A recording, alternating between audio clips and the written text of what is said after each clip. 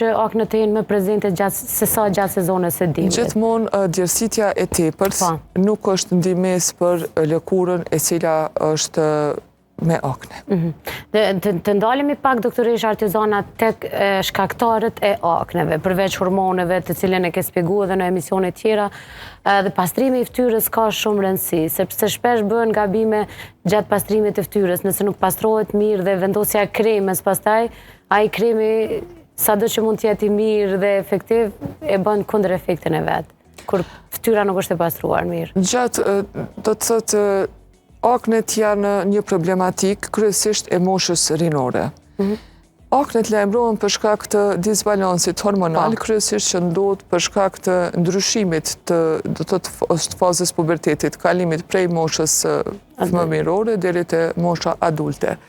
Në këtë proces, do të vjen deri te ndryshimet hormonale të cilat e disbalansojnë tajimin e yndyrnave, tajimin e djersës, në gjëndrat të cilat ndodhen në lëkurë.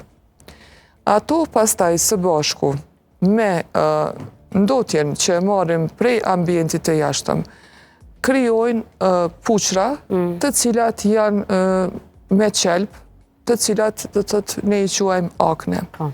I gjithë procesi i trajtimit të akneve është një proces i cili nuk mund të filloj dhe të përfundoj brenda javës. Do të thotë është një proces i cili kërkon durim nga ana e pacientit dhe kërkon një trajtim të mirëfillt nga ana e profesionistit, në këtë rast nga ana e dermatologut.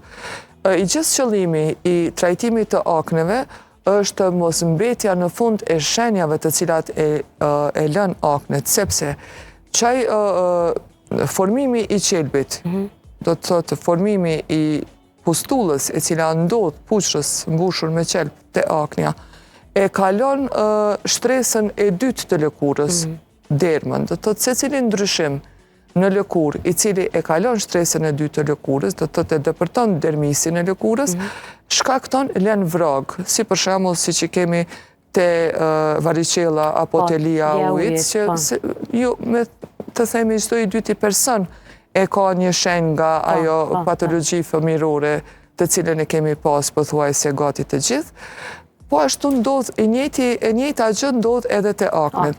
Kështu që te aknet duhet të kemi kujdes. Së pari qendrore është pastrimi i lëkurës në mëngjes dhe në mbrëmje. Gjithmonë duhet larësit larësit e fytyrës dhe lëkurës e cila mund të jetë kemi